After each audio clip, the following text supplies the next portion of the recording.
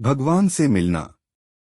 एक संत एक सेठ के पास आए। सेठ ने उनकी बड़ी सेवा की। उनकी सेवा से प्रसन्न होकर संत ने कहा, अगर आप चाहें तो आपको भगवान से मिलवा दूं। सेठ ने कहा, महाराज मैं भगवान से मिलना तो चाहता हूं, पर अभी मेरा बेटा छोटा है, वह कुछ बड़ा हो जाए तब मैं चलूंगा। बहुत समय के बाद संत फिर आए। बोले, अब तो आपका बेटा बड़ा हो गया है, अब चले। सेठ महाराज, उसकी सगाई हो गई है, उसका विवाह जाता, घर में बहू आ जाती तब मैं चल पड़ता। संत 3 साल बाद फिर आए। बहू आंगन में घूम रही थी। संत बोले, सेठ जी अब चलें। सेठ महाराज, मेरी बहू को बालक होने वाला है, मेरे मन में कामना रह जाएगी कि मैंने पोते का मुंह नहीं देखा। एक बार पोता हो जाए तब चलेंगे। संत पुनः आए। तब तक सेठ की मृत्यु हो चुकी थी। ध्यान लगाकर देखा तो वह सेठ बैल बना सामान ढो रहा था। संत बैल के कान में बोले, अब तो आप बैल हो गए, अब भी भगवान से मिल लें।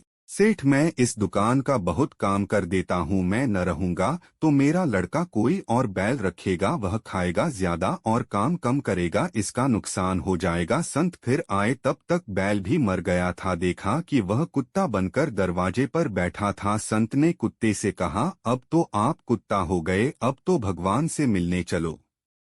कुत्ता बोला, महाराज आप देखते नहीं कि मेरी बहू कितना सोना पहनती है, अगर कोई चोर आया तो मैं भौंक कर भगा दूंगा, मेरे बिना कौन इनकी रक्षा करेगा। संत चले गए। अगली बार कुत्ता भी मर गया था और सेठ गंदे नाले पर मेंढक बने टर टर कर रहा था। संत को बड़ी दया आई। बोले, सेठ जी अब तो आपकी दुर्गति हो गई, और कितना गिरोगे, अब भी चल पड़ो। मेंढक क्रोध से बोला, अरे महाराज, मैं यहाँ बैठकर अपने नाती पोतों को देखकर प्रसन्न हो जाता हूँ, और भी तो लोग हैं दुनिया में, आपको मैं ही मिला हूँ। भगवान से मिलवाने के लिए जाओ महाराज, किसी और को ले जाओ, मुझे माफ करो। संत तो कृपालु हैं, बार बार प्रयास करते हैं, पर उस सेठ की ही तरह दुनिया वाले भगवान से मिलने की बात तो बहुत करते हैं पर मिलना नहीं चाहते।